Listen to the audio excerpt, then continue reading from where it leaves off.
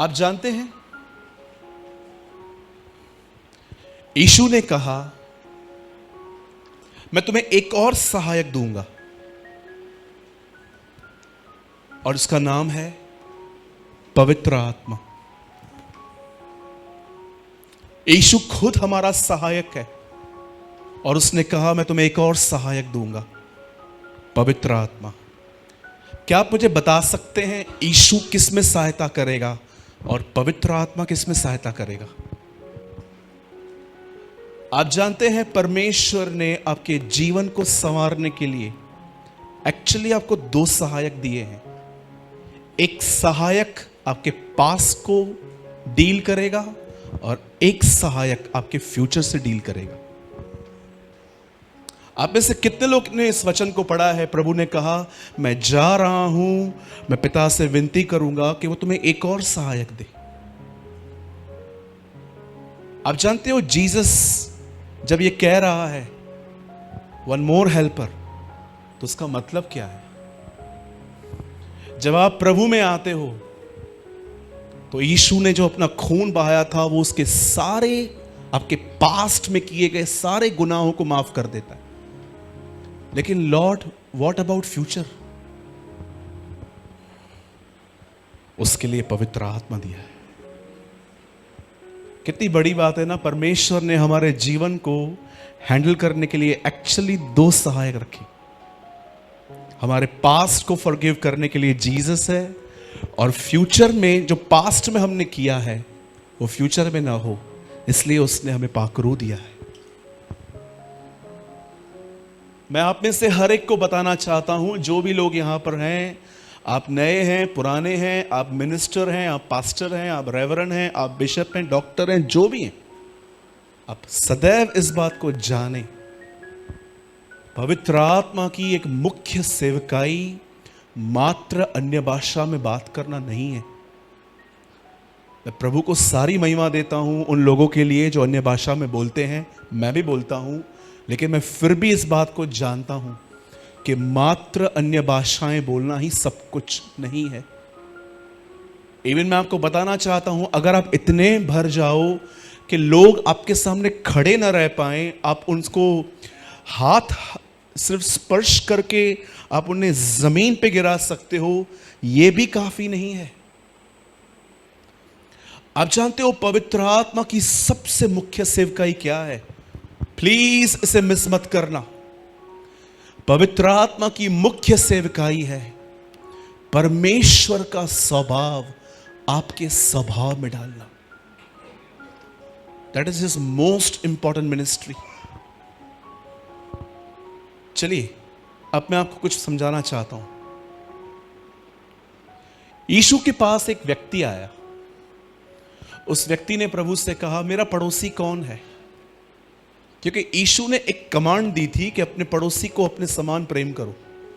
अब ये आदमी प्रभु से पूछता है मेरा पड़ोसी कौन है? तब जीसस इसे बहुत ब्यूटीफुल इलस्ट्रेशन देते हैं। वो कहता है एक आदमी यरूशलेम से यरीहो जा रहा था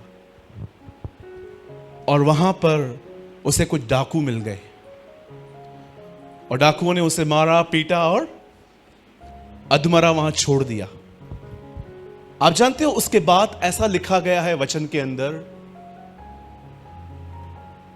कि वहां से एक याजक गुजरा, वहां से एक लेवी गुजरा, उन दोनों ने उसको देखा कि वो डैमेज है, लेकिन किसी ने उसकी मदद नहीं की।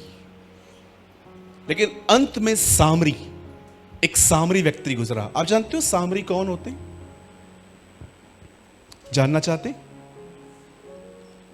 जब यहूदी अन्य जातियों में शादियां करते हैं ना, उनसे जो बच्चे पैदा होते हैं ना, उनको ये सामरी कहते हैं। इन लोगों को टेंपल में आना भी अलाउ नहीं है। इसलिए आपने देखा होगा यीशु ने सामरी स्त्री से कहा कि वो समय आ रहा है अब मंदिर में भी नहीं, न पहाड़ पे, सच्ची आराधना घर बैठे भी होगी। आपने पढ़ा होगा। आप जानते हैं जब यीशु ने ये बात बताई कि दो लोग वहां से गुजरे, अब मैं आपसे एक बात पूछना चाहता हूं। आई डोंट नो आपके अंदर एक क्वेश्चन रेज हुआ कि नहीं, जब आप वचन को पढ़ते हैं तो क्या आपने प्रभु से ये पूछा, प्रभु अगर आपको ये बताना था कि पड़ोसी को हेल्प करना ऐसा होता है तो आप सीधा मददगार को ही भेजते, आपने पहले याजक और लेवी को क्यों भेजा?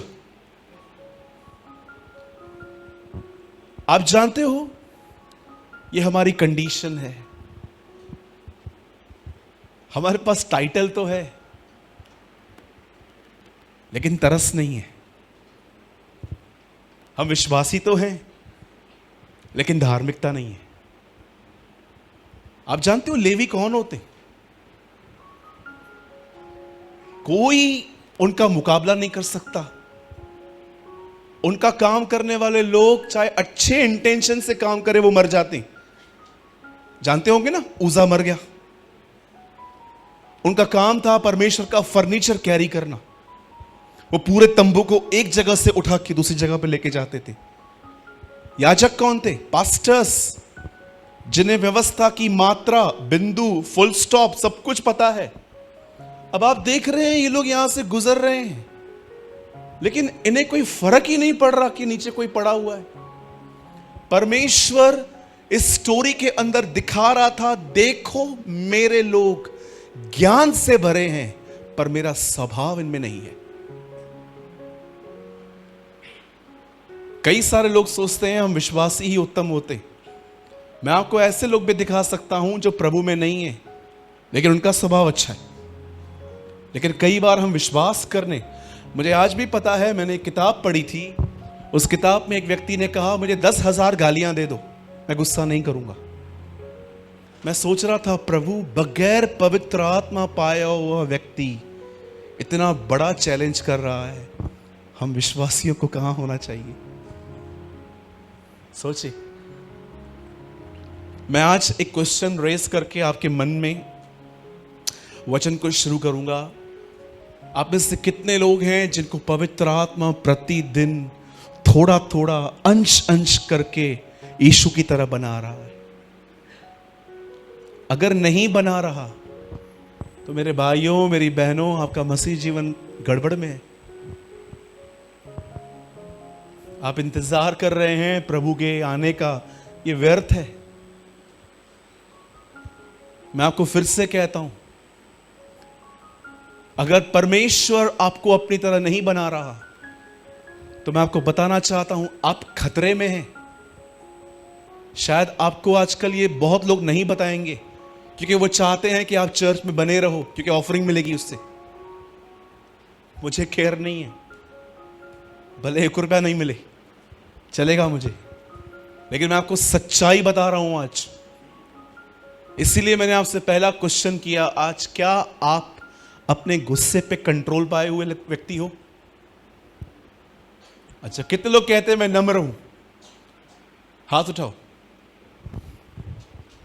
जितने भी लोगों को ये अगर लग रहा है मैं नम्र हूं, सिर्फ एक काम करो, दादर से खपोली पकड़ो। बोलो बाजू देखो, दादर से खपोली पकड़ो। और खपोली ट्रेन में जब लोग ऐसे आपके सामने खड़े रहेंगे ना, इधर की खुशबू आएगी जब वो, तब आपको पता चलेगा कि मैं कितना नम्र हूं। एक बार मेरे आदरणीय पास्टर जी ने, एक पास्टर थे हमारे, उन्होंने मुझे काम सौंपा। उन्होंने कहा CST जाओ और वहां से कुछ बॉक्स लेकर आने हैं। मेरे साथ एक और भाई भी थे। उन दिनों में मैं 1.5 शाणा था। क्या था? बोलो 1.5 शाणा। बाजू वाले को मत करना, इधर ही भजा के देगा, ठीक है? मैं उन दोनों में 1.5 शाणा था। मतलब आपने देखा होगा ना, कुछ कुछ लोगों को नॉलेज भी नहीं होता है, उसके बाद भी बोलते हैं अरे मेरे को पता है, मेरे को पता है। ऐसे लोगों के साथ घूमना मतलब खुद के लिए कोड़े तैयार करना है। हाँ, बाइबल में लिखा है मूर्ख के साथ घूम, तेरे लिए कोड़े तैयार हैं। तो उन दिनों में मेरे एक सीनियर पास्टर ने मुझे कहा बॉम्बे जाओ। तो हम लोग ने बॉक्स लिए, एक उन्होंने लिया, एक मैंने लिया। बड़े भारी बॉक्स थे। गाड़ी आई। हमें इतना ही पता था कि कौन सी जो गाड़ी है यहाँ रुकती है। अब हम एक ट्रेन में चढ़ गए। तो जिस डब्बे में हम चढ़े उसमें बीच में डंडा ही नहीं था। हमें लगा ये स्पेशल है, बाद में मालूम पड़ा ये लगेज है। आपको पता है ना, लगेज के बीच में डंडा नहीं होता है। हम चढ़ गए, बार बार एक व्यक्ति हमें देख रहा था, हम बॉक्स लगा के ऊपर बैठ गए थे। वो बार बार कह रहा था कहां जाओगे, हमने कहा उल्लासनगर, बहुत लंबा है, अंदर चले जाओ। मैंने उसको बोला तेरे को क्या करना है, मैं किधर भी बैठूं। और मैं उन दिनों में नया नया विश्वासी था, गवाही देता था सबको, मैं बदल चुका हूं, प्रभु ने मुझे नम्र किया है, मैं एकदम नम्र, एकदम एकदम एकदम एक्सट्रीम हम्बल हूं। तब उसने देखा कि चल ये लातों वाले भूत हैं। तो हम बैठे हुए थे, बाइकला आई, मस्जिद बंदर गया, बाइकला आया, उसके बाद जैसे दादर आई बॉक्स किधर था, हम किधर थे। और आप जानते हो, मैंने उस दिन मेरे मन में एक आदमी के लिए गालियां निकल रही थी वहां पर, वो बड़ा ऊपर मेरे ऊपर चढ़ाई करके आया था। मैंने प्रभु को बोला प्रभु उसका टांग तोड़, ये नीचे उतरे गिरे, ऐसी ऐसी बातें चल रही थी क्योंकि वो बहुत जोर से मेरे ऊपर आया था। तो मेरे साथ जो भाई थे, मैंने उनको कहा वो जो पहले बोल रहा था ना वो सही बोल रहा था। मैं कंटिन्यू उस आदमी को देख रहा था, ये नीचे उतरे, मैं इससे बात करूंगा, तू ऐसे कैसे मेरे ऊपर आया। अब वो बेचारे क्या करेंगे, वो मच्छी वच्छी लेके ऊपर चढ़े थे सब। हम उल्लासनगर आ गए, मैं घर गया, बॉक्स रखे, और जैसे मैं नहाने लगा प्रभु ने मुझे बोला कितना नम्र है तू, हाउ हम्बल यू आर, तूने तो नम्रता मुझे भी उधार दी है।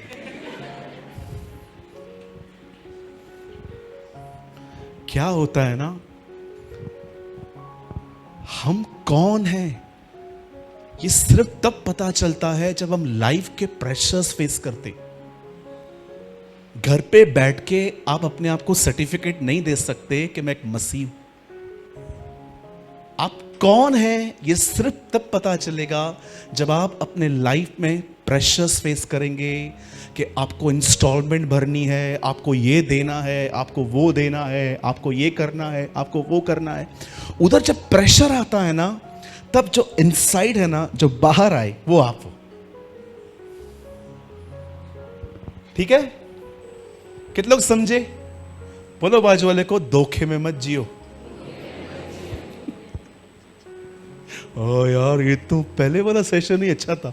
चलो हो गया, पिता का प्रेम, प्रभु यीशु का अनुग्रह, पवित्र आत्मा। राइट, हम कौन हैं ये परीक्षाओं में पता चलता है। आपने 10 महीना क्या पढ़ा है ये उसी महीने में पता चलेगा जब एग्जाम आएगा। ठीक है, अब बताओ कितने लोग नम्र हैं? वो जो 2-3 हाथ उठे थे वो भी नीचे हो गए अभी तो। मैं आपको डिस्करेज नहीं कर रहा, हाँ प्लीज। एक सेवकाई है आईना दिखाने की, एक सेवकाई है मुंह को पोंछने की। आपने आईना देखा ना, कोई बात नहीं, मुंह पोंछने वाला भी हमारे साथ है। आमीन।